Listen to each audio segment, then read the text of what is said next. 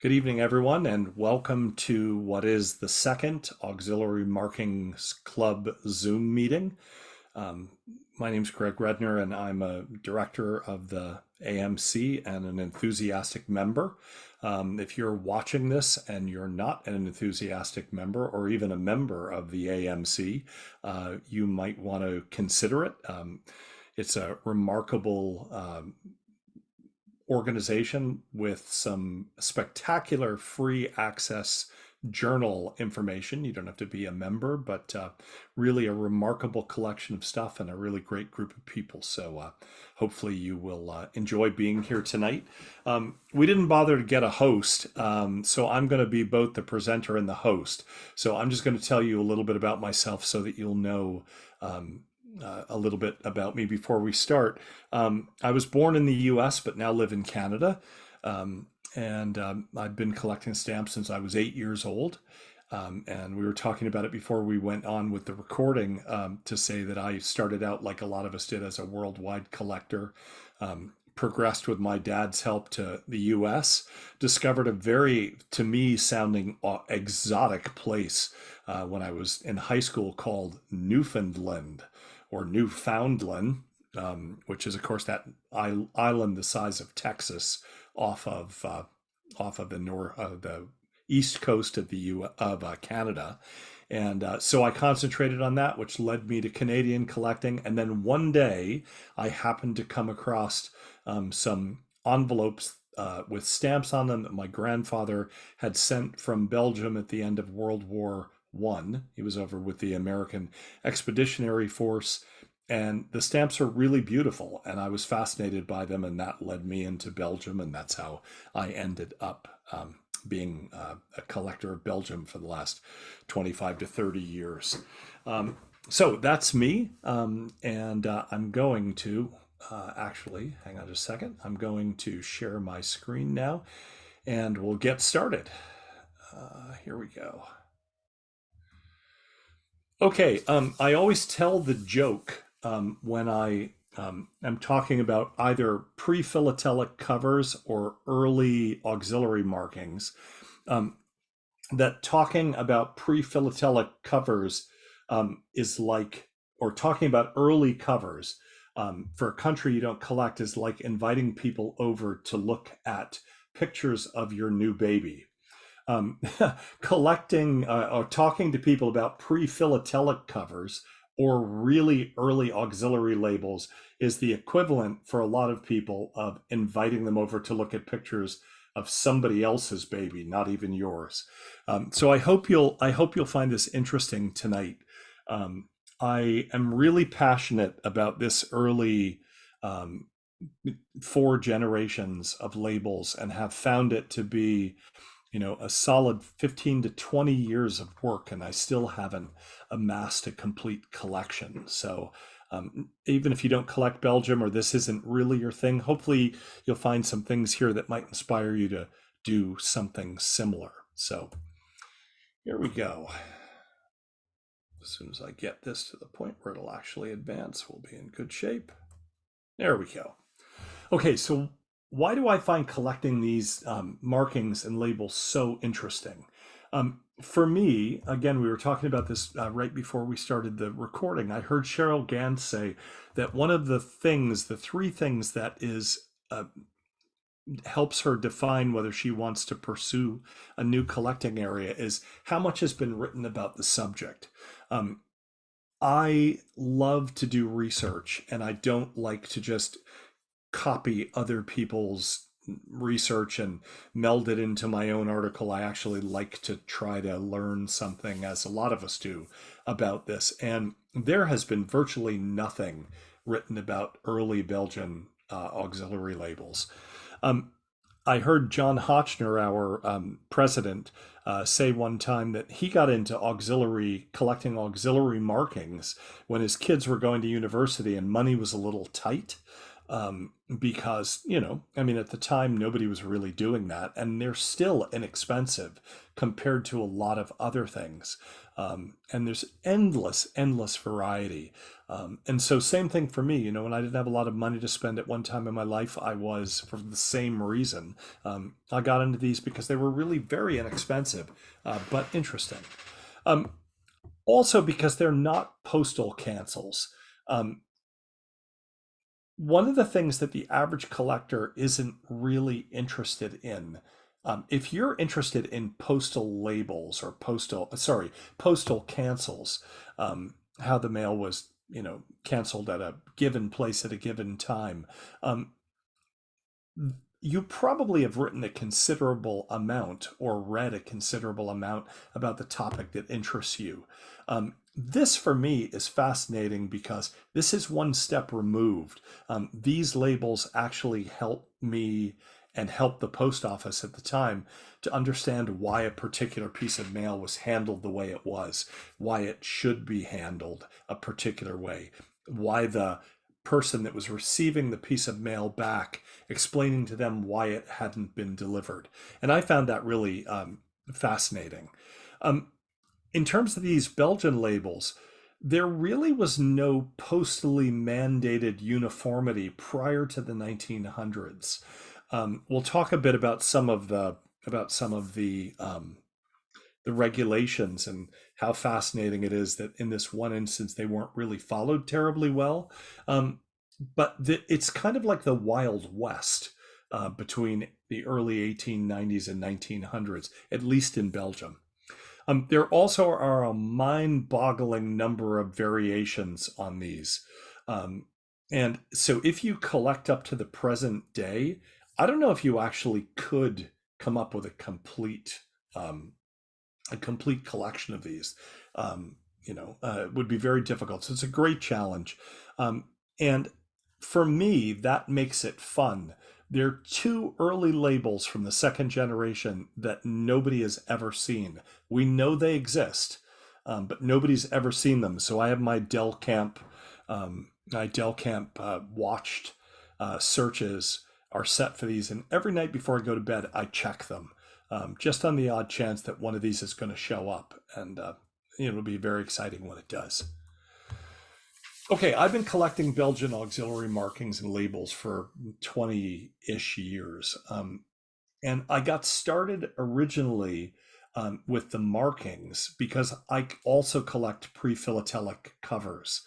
And on a pre-philatelic cover, you had to be able to explain whether it was paid or not, how much was due, where it had come from. And a lot of those markings I didn't understand when I started doing it. And so that's what originally led me down this rabbit hole. And over time, I became interested in the variety of hand stamps that appeared on the covers. And some of you have seen or may have come across the video that I did for the RPSC on how to tell if early covers are paid, and things like the Franco and Pour Pays markings. And they also included prepayment auxiliary markings that just went to specific points as per postal treaties, which I found fascinating. If I was mailing a letter to, which did not happen as far as I know early on, to Cuba, there was no UPU treaty or General Postal Union treaty originally between Belgium and Cuba. So it could only go as far as the UK, and be prepaid. And so auxiliary markings helped me to decipher why some covers were prepaid and others weren't. Okay, so we're going to talk about early Belgian postal markings today, but in order to do this, we are postal labels today. But in order to do this, we have to do a little bit of digging earlier. So if you leave aside the postmarks and markings of prepayment hand stamps, like we were saying, the Franco marking, Port Pays, PP, which is of course the short form of that, or PD, pour destinaire, which is paid to the destination of an international destination. PF, which in Belgium always refers to paid to England, and manuscript auxiliary markings, we're still left with a large number of possibilities. Um, there are rayon markings, markings which tell how far from the border my cover was mailed. The charge A markings are used for items that contain valuables, and also to indicate registered covers as well. Recommende was also a registered cover marking. We'll talk about those in a little bit. The VU marking, which was verified to show in most cases that a piece of mail actually was printed matter and didn't have any writing inside of it. Of course, tax markings, which in North America we call postage due, SR and CA markings, letters coming or going to a commune, a small town that didn't have a post office. Remboursement, which was the COD marking, rebut or retour. The rebut marking can appear framed or not framed. It can appear italicized or not italicized. There are many different sizes. And it's a fascinating subject because that particular marking you'll find on cards and letters that don't have a return address to basically say, yes, you've said we have to be able to return these, but there's no way for us to do it. So it's basically saying the case is closed on this. So fascinating stuff. So those early markings are important. Other early markings include arrival marks, numbers and circles or hexagons on the back of a cover, rural post box stamps. In Belgium, you could have at a very early age your own. Sorry, this is something else. Rural post box meant if you lived in a small town without a post office, you could deposit your mail in a mailbox. And when the postal carrier, who might have walked through 20 different towns, came, he had a letter marking that would show the main post office which town your letter was mailed from. So there have been some remarkable studies of those, and it's fascinating. There's postal box stamps, which indicate private post boxes. And if you're looking for a rabbit hole to go down, there's not been a lot done on those, and they're really fascinating, especially when the private post box exists in a rural location. Okay, so early on, charge and recommande hand stamps were the earliest, probably, of the commonly used auxiliary markings that didn't have to do with payment. And this is the earliest known charge marking in red. I know if I was talking to anybody else, they would say to themselves, gosh, this is, that must be very exciting, Greg. But it actually is. I find it really, really exciting. The charge marking could be used in place of a registered marking, but it also was used to indicate an item of value was contained inside the envelope, which meant, or inside the folded letter, it wasn't an envelope in those days, which meant that it had to be delivered directly to the person who was to receive it. And in a lot of cases early on, these were just private treaties where you would give a postman or somebody in the post office a little extra money in hopes that they would deliver it for you. So eventually these became, the charge marking became a declaration of an item of value, and recommande came as a registered marking. Good, so we've just done that. We don't have to go over that.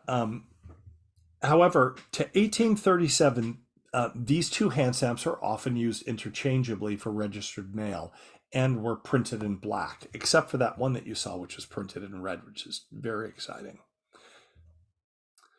Beginning in 1837, recommande marks were mandated to be printed in red ink, although this was not always followed. So again, if you start looking into these, you'll find that they were not standardized. And so there are thousands and thousands of different size, types, fonts.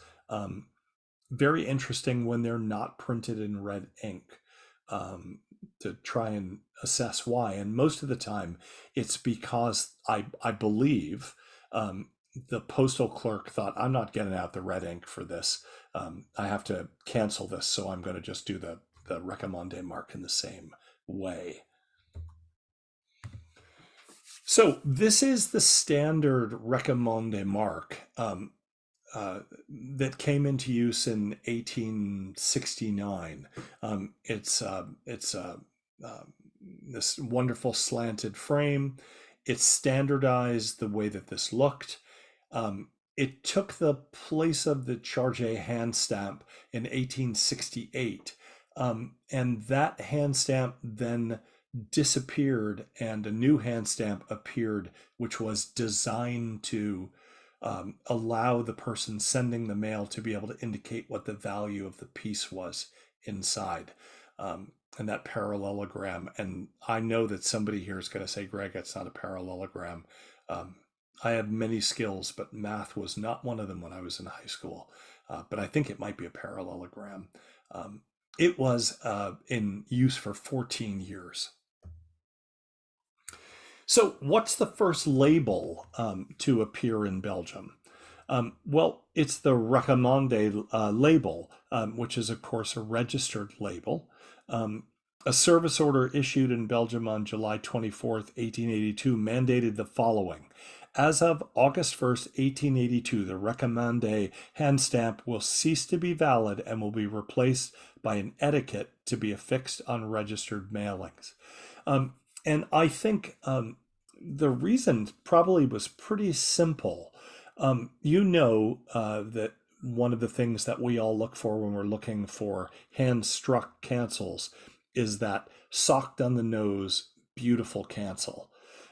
When you're dealing with something like a registered letter, if you don't have a really good strike, you can't really sometimes tell what the particulars of the registration were. And so having a gummed label allowed them to be certain that the dispensing or departing post office was clearly marked. And this is a reasonably standard early registered label. The number indicates the post office. And I'm sorry to say that I didn't actually look it up. It's Charleroi, which we can tell, of course, from the cancel. Okay. All right, so UPU Congress. The first time postal labels are mentioned anywhere beyond the registered label was at the July 4th, 1891 UPU Congress in Vienna. On July 9th, 1892, the Belgian Postal Department issued the following bulletin, number 20. You'll see it on the next slide. The document required post offices to identify the reason why a piece of mail was returned to the sender. This had not been done, but the UPU insisted that it was no longer acceptable for treaty members to be able to simply return a piece of mail without an explanation. It prescribed that the reason for the return had to be indicated by affixing a gummed label to the return mail. This is really important for reasons that you're going to see in a little bit. The return mail then either had to be signed by the postman or stamped with his carrier number, which was his way of guaranteeing that this actually had taken place, that he really couldn't deliver it. It was the signature was the statement of validity of his claim. So here's the postal order, and if you look down to the third paragraph, troisième paragraph there, you'll see that it states that the Belgian Postal Authority was going to issue 8 labels, and those 8 labels were going to start at number 399 and go to number 406. And on the right-hand side, it says the reason for specific numbering is not known. I've spent quite a bit of time in the archives in Brussels. I never can find anything that alludes to why they started numbering at 399, especially when there had been no labels before this. The only possibility, and it isn't really feasible, is that the post offices themselves, by this point, there were enough post offices that they ran to the 390s. And so they assumed they would begin the labels after the post offices registration numbers, which you saw number 21 for Charleroi after that. That's the only thing I can think of. There's no other reason for this. So you look there are 8 labels. You'll see translation on the next slide, I think. The labels are designed to save time and increase accuracy in disseminating the reasons for undeliverability. You think to yourself, if I'm a postal carrier and I can't deliver a piece of mail, I either have to wait until I get back to the post office to write the information on it, the end of my day, and I really just want to get out of there. So it was very difficult at times to read the information. Or I have to find a place where I can actually have a table where I can dip my pen in the ink and be able to write on it. Not terribly convenient. So a lot of the handwritten labels, handwritten auxiliary marks, manuscript auxiliary marks, are just not really readable. And so as with the registration label, what they were really looking for was a way to make sure that people clearly understood without exception why their mail had been returned. So again, prior to 1892, the postman was required to write the reason and to sign or place his postmark on it, and required time and was difficult to read. All right, pre-auxiliary label period. You notice there are no auxiliary labels on here, but there are some auxiliary markings. Manuscript marking on the left. Notice the line, the third line down at the top here is the signature of the postman. And over here, the only thing we really need to be concerned about is this says inconnu, which is the French language for, or the French term for unknown. So they did exist prior even to hand stamps, but they were manuscript markings. Okay, the labels are required to conform to the following characteristics. The size was restricted to no bigger, with apologies to my American friends for whom the metric system may not be firsthand. Just this is unimportant. There will not be a test at the end, but they were restricted to 2 by 5 centimeters. They were required to be bilingual. You'll notice the French is at the top and Flemish or Dutch is on the bottom. They were printed in red ink on ivory paper. They were printed in sheets of 75 labels, and the number given to that particular auxiliary marking or auxiliary label was printed in at the top of the selvage of the sheet of 75 labels. I have never seen a complete sheet of 75 of any of these labels, but boy, I would be excited if I did.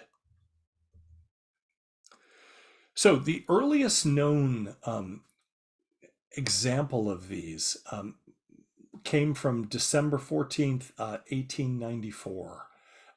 And this is an early volume 6 of the Auxiliary Markings Club journal, Auxiliary Markings, where Tony Warwickevich and I can't remember the name of the other man, with apologies, did a kind of overview of early postal labels for Austria, Czechoslovakia, Hungary, Belgium, and I think there were a couple of others. I don't think they knew at the time that this was the earliest label at the time that anyone had seen. I know this is not particularly sharp, but if you take a look here, this is the most common of the labels, which is the return to the writer label. Every single piece of mail that was returned had to have that on it, um, because it clearly indicated that it was coming back to you and it was not deliverable. So therefore, another label is going to explain to us why that's the case. And in this case, décédé means that the person was dead. And so it could not be delivered for that reason. I don't think they knew at the time that this was the earliest label that anybody had seen. However, that has changed. I recently came across this September 13th, 1892 label. Again, look at which one it is. Return to the writer, return to the sender. Um, I recently came across this and was very excited because this is released basically 2 months. This was sent basically 2 months after the labels were released, which is very exciting to me. Couple things to note. Notice the undeliverable hand stamp. These appear pretty regularly on postcards and postal cards because obviously most people didn't write a return address on them. And so even though it's supposed to be returned, it couldn't be. And that label or that hand stamp showed that there was no way to return it. And so this particular label is number 403 of the 8 labels. Here's an August 31st, 1895 first generation label. Why was this one returned? Here again, I won't keep calling this out, but you'll see it. This one was returned because the person on the card was unknown to the people in the post office. And so therefore they had no idea how to be able to who this person was. And so it was to be returned. In this case, it could be returned because they knew where it was sent from, a reasonably small post office, but they knew who it had come from. And so they were able to send it back, which is why it doesn't have the reboot or the reboot or the non-returnable marking on it. Now, this one is, I mean, we could spend the whole night discussing this unbelievable card. I've spent days studying this. We don't have time to go into it now. It's another subject. But if you take a look, there's lots of information on here. Of course, we have the manuscript marking up here to return it to this person. When you come back, this one tells us, of course, that it has to go back now to Brussels because they've sent it to a number of different addresses and it doesn't work. This one is actually, to me, the most interesting thing on here. It was refused at the destination. The person who was supposed to receive it was dead. And so they didn't, there was no, the family didn't want it and didn't want anything to do with it, most likely because it probably could have been a bill or a tax or legal thing. And so they just refused to accept it because the person was dead. This is one of the more unusual of the original 8 labels, this refusal label. You don't see quite as many of those as you do the inconnu label, which is the unknown label. And here's our friend down here at the bottom. All of these, of course, are buried under massive numbers of postal markings. However, there was not universal acceptance and universal constant use in following this this directive from the Belgian post office. Why? Nobody really has any idea. The first generation of labels came out in 1892, and the second generation came out in 1894. They printed a lot of them. Nobody really knows. It was not postally legal for post offices to replace the labels with something else, and yet they did it constantly. And Nothing I find in any of the postal uh, literature that survived World War II, which is about half of it, I would say, gives you any indication at all why this was the case, why they let it go. Um, Here, if you take a look, this could easily have been décédé, of course, means the person was dead, and it was sent back. Here's the, whoops, my goodness, sorry. Here is the um, here is the return written on this side. Why did they let them get away with this? I don't know, but I've done a lot of research on it, and 820 covers with some sort of auxiliary marking on it sent in Belgium between 1892 and 1910. 16.7% of them have an illegal auxiliary marking on them. Um, so it's pretty surprising that they let them get away with that. So the Belgian Postal Authority was based on French practices. The French Revolutionary Army basically annexed Belgium and made it part of the French nation, Napoleon's French nation, from 1794 until 1814.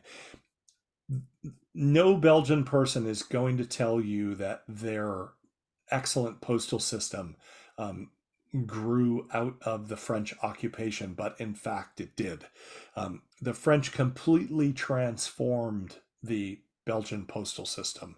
And after they left, the system itself remained in place.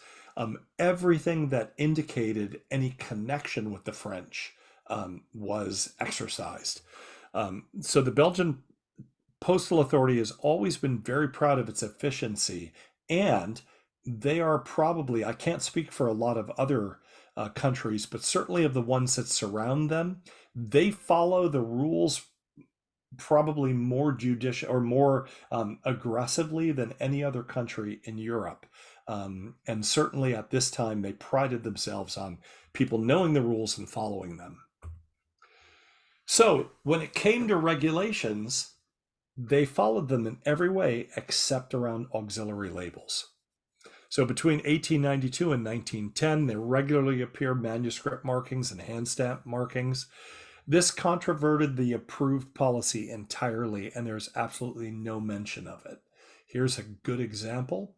There is actually a party has left with no forwarding address. We don't know where they've gone label, but here it is. Following the convention, we get the postman's signature, but it's written on by hand at the top.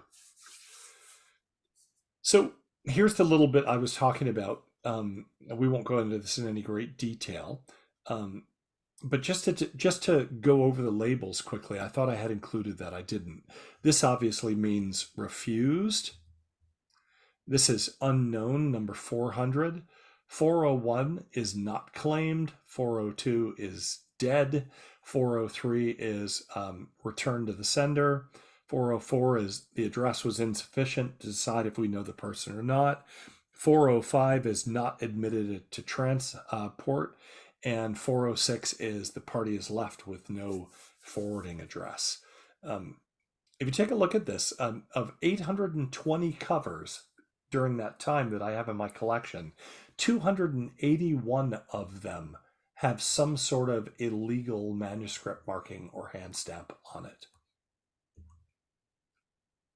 So again, we won't belabor the point. You see over here on the right, here's the unknown marking that was never replaced with a label.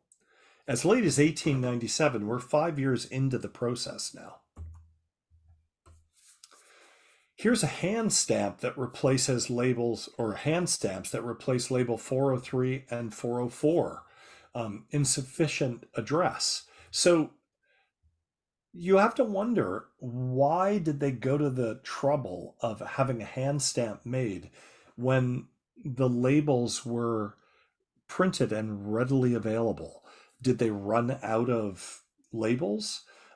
Not likely in a massive post office like the post office in Mons. The same thing will happen in a little post office. but it will also happen in places like What? Brussels and in places like No, just Antwerp. watching something now. What's going on? Yeah, I'm just going to mute her for Oh, here. Hang on. I can do that. do you want to read what I've written up to now? Alex. Okay. All right. So why did they do it? I mean, you have to have the hand stamp constructed. You have to have it Want made. to read it or? Reading it. Okay. All right. Um, this so that's the end of that bit. We're going to see it over and over again. Here's the second generation label. Again, they've gotten rid of the red now. They're printed on kind of off-white paper, no frame, blueprint. Blueprint would become the standard and still is today. But you'll notice this. I find this really interesting. The French is always on the top, and the Flemish or Dutch is on the bottom. Um, this is not because they were a bilingual nation. Um, it wasn't until 1910 that legislation was passed to say both languages are representative of the nation. So they viewed the Flemish at the bottom of the label as simply a translation, which is kind of mincing words, but bear in mind, I mean, not till 1910 did they accept that they were a bilingual nation.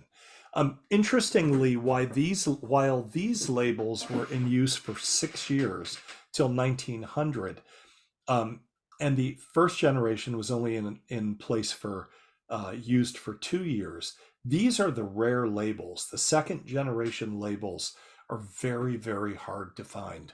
Again, I don't really have any idea why, but they're very difficult to find. All right. So this is an of the set of 8 labels. This is a very hard one to find. Um, this was basically used, the not admitted for transport label was basically used to indicate that something about the card violated postal regulations. Most of the time, it is that the person that the postage stamp was placed on the picture side of the card, which meant that it was very, very difficult. That's really Um, good. I love that. No, Alex, I love Would you mind muting yourself? Alex. Alex, would you mind muting yourself? Just hit your little microphone. Great, thanks so much. Um, the reason the stamp couldn't be on the obverse of the card was because it's very difficult when you've got a picture to tell the particulars of cancellation. So they also were for rejected from the mail because they were considered inappropriate or pornographic, or because they were inflammatory in a political sense, or just didn't follow the regulations. This is the third generation label on the left hand, upper left hand side. You'll see that what changed is now we have a frame finally. Um, what again is interesting, notice that the most common label has been replaced on this card by hand stamp. Again, illegal and not recognized as appropriate procedure by the Belgian post office. And again, Verviers is a large post office in a reasonably large city. Why didn't they have labels? This is 1901. These labels were released in the 1900 early and mid 1900. There should have been plenty labels around. Why was that the case? And again, just to point out, this is not returnable because there is no forwarding address on it, no return address. 1903, very simple. Third generation label, the 403, return to sender. Again, notice the inconnu, the unknown manuscript marking on the side. This is 1903, third generation label again. Again, we were saying all of these refuse-a labels are quite rare. number 399 is quite a rare label. Doesn't seem to have been used a great deal, slightly more in the third generation. But again, here we've got proper application of the postman's protocols. The letter is signed on the bottom here. I don't know why this is being so sensitive. Sorry about that. But it's not returnable because there is no return address, only the name of the person in Walcore. And they clearly were not willing to return that. 1904, again, this is a reasonably rare label, not admitted into the mails. Notice the unknown marking on the left-hand side again. That's a reasonably common label, as we've said. Here's a really rare, locally produced, unknown hand stamp. Again, 1905, there should have been plenty of these labels around. You'll find these for some of the larger cities where the postmaster's name appears on them, which is pretty much, I'm assuming, the imprimatur of saying, this was returned for a valid reason. Not all cities had these, so they had to be produced. Again, why? This is the latest known usage of a second generation label. And it's from 1905. Remember, these were released in 1892. I'm confounded as to why these were still being used when they had been replaced. It really does, like we said, it really is very much Dodge City when it comes to everything around these labels. And you'll notice down here in the blue pencil was the official color of postal notices, postal markings in manuscript form in Belgium. But again, you notice that very few of the things we've seen are actually in blue. November 1906, a third generation label. Nothing particularly special about that. Registered. Third generation label, again, with a manuscript return marking in blue across the top. This is a small post office, so it really is possible that in 1906, they may have had a shortage of the return to sender labels. But they did have an unknown label. 1906, this is one of my favorite of these labels. Notice that on the right-hand side, the label, which is a refusee label, number 399, has written over the top of it, taxes. Somebody felt it was important for the person receiving the letter back to know that the reason it had been refused was because there was a 10 centime postage due on it and the person didn't want to pay it. I don't know a lot of these where somebody actually wrote over the label. 1907, this is the latest known usage of a first generation label. Again, an unknown label. Number 400, but notice the blue return to sender manuscript marking. And notice the circled 11 in the upper left-hand corner. That's the postman's mark. Those circled numbers like that in connection with the cancel from the post office would tell somebody, obviously, which postman it was in the Namur station office. But again, you have to ask yourself, this is 15 years after the authorization of these labels. They had been replaced, were on the third generation. Why did somebody decide to use a first generation label? Fascinating question. 1909, we haven't seen a lot of Dutch, Flemish markings, but here's a onbekend manuscript marking on the upper left. That's if you take a look, I'm trying to get my mouse to work. If you take a look here, inconnu and onbekend. But there also is a Flemish marking here.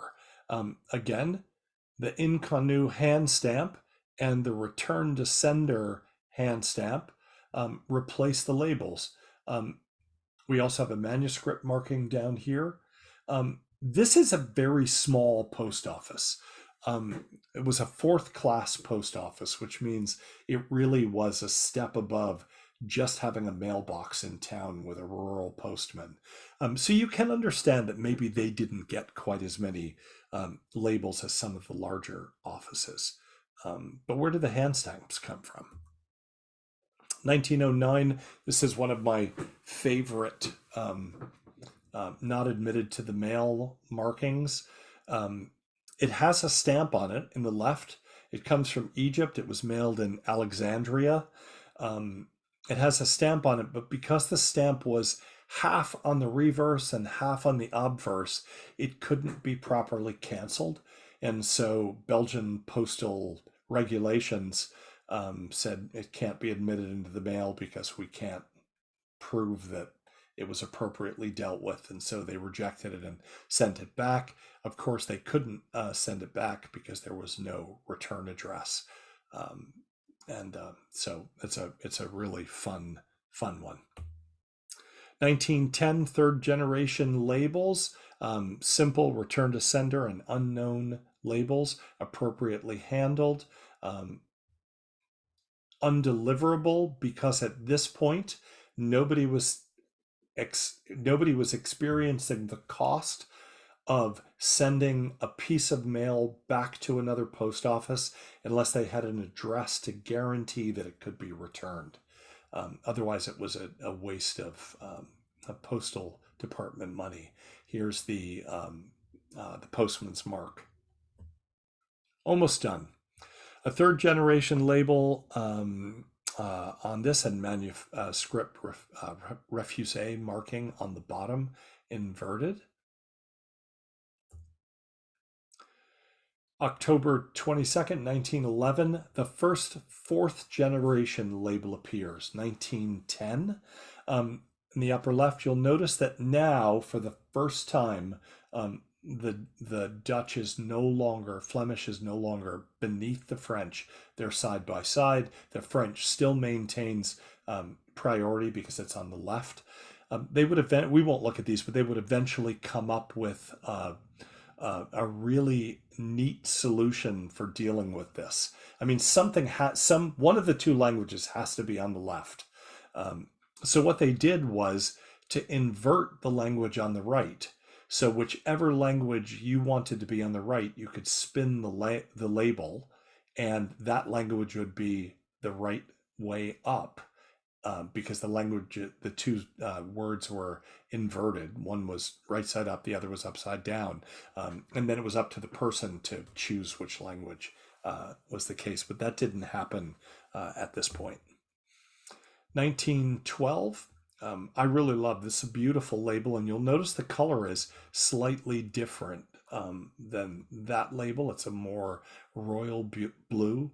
You start to get into some of the varieties which make this so interesting. 1913, another fourth generation label. Return hand stamp. This is type 3 now. This is the third hand stamp that appeared in Antwerp.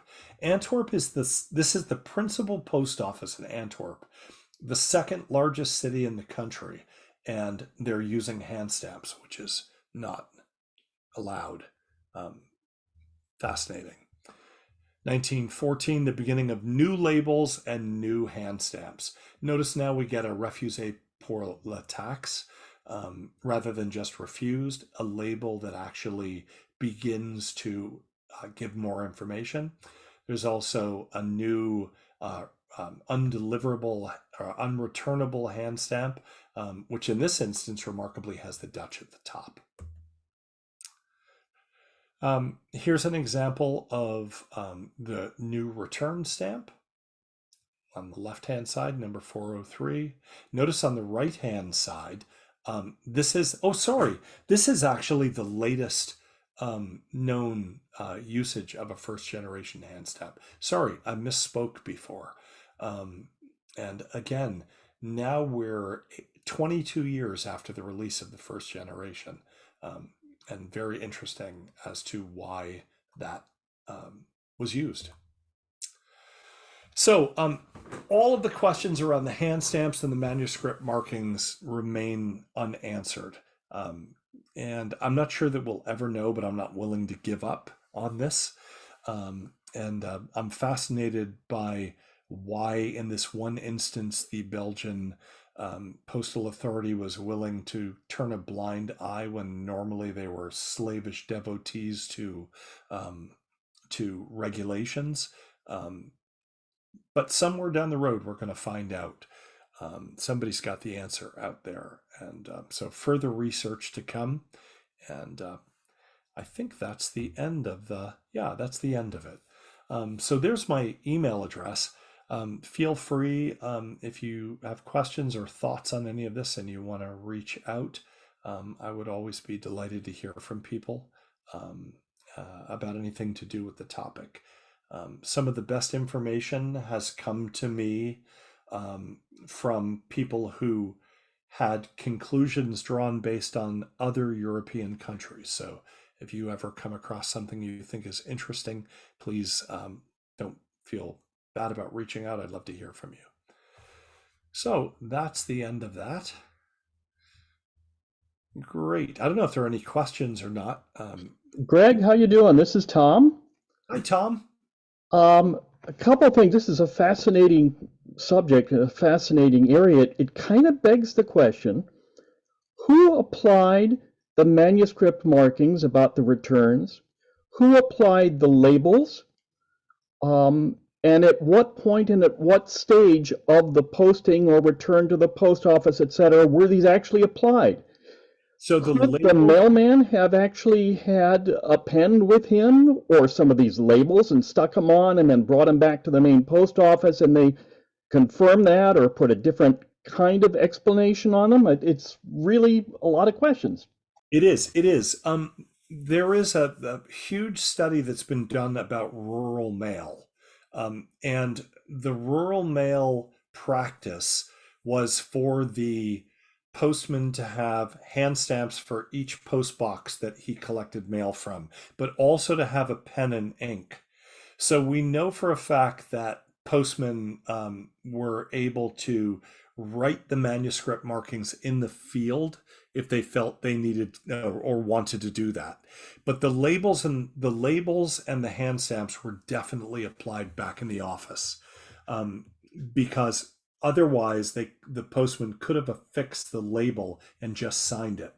And we know that what they required and requested was that the postman give the reason in the field so that he didn't forget and put something on it that was inaccurate. But the labels themselves were applied in the post office. Okay, I know the letter covers that you showed there had the labels and they were overprinted with the stamped number of the individual mailman or mail person himself on there. And that would have been the case if the mailman, it would have been in those days, so I think we can safely say mailman. If the mailman had gone back to the office with just, let's say, a memory of the reason and hadn't marked the actual reason in a manuscript marking on the label, he would have had to put his postman's mark on the label or near the label to validate the label as I'm the person that said it couldn't be delivered, and here's the reason why.